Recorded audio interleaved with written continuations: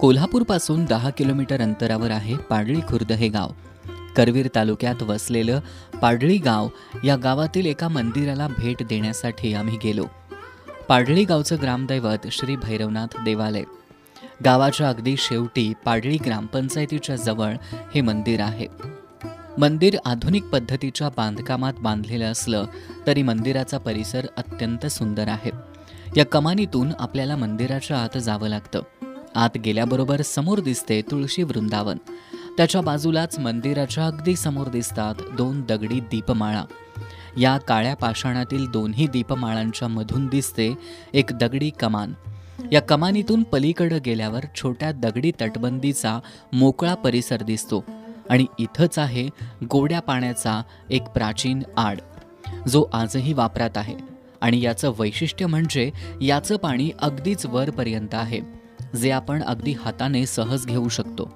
आणि ही मोकळी जागा म्हणजे पैलवानांच्या आंघोळीची जागा, कारण मंदिराच्या परिसरामध्ये आहे भरमल तालीम. इथून जेव्हा आपण पुन्हा मंदिराकडे येतो तेव्हा नजरेस पडतं एक सुंदर मंदिर. हेच ते पाडळी खुर्द गावचे ग्रामदैवत भैरवनाथाचे मंदिर.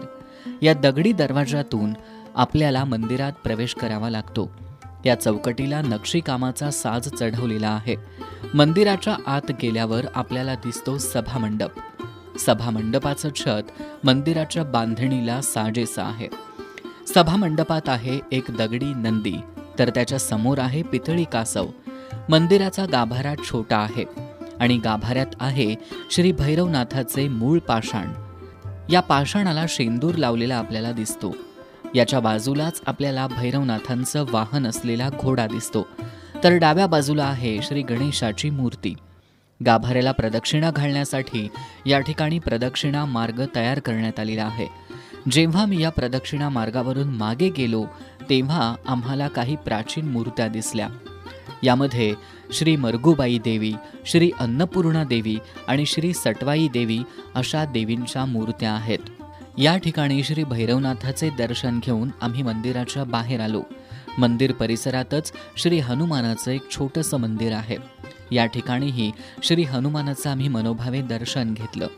खरं तर शहराच्या अगदी जवळ असलेलं हे मंदिर फार प्राचीन नसलं तरी इथलं सौंदर्य, मंदिराचं स्थापत्य आणि मंदिराचा परिसर अत्यंत सुंदर आणि प्रसन्न आहे. त्यामुळे तुम्ही एकदा या मंदिराला नक्की भेट द्या. भेटूया पुढच्या व्हिडिओमध्ये नव्या लोकेशनसह. आणि हो, हा व्हिडिओ जर तुम्हाला आवडला असेल तर नक्की चॅनलला सबस्क्राईब करा, लाईक करा, कमेंट करा आणि शेअर करायला विसरू नका.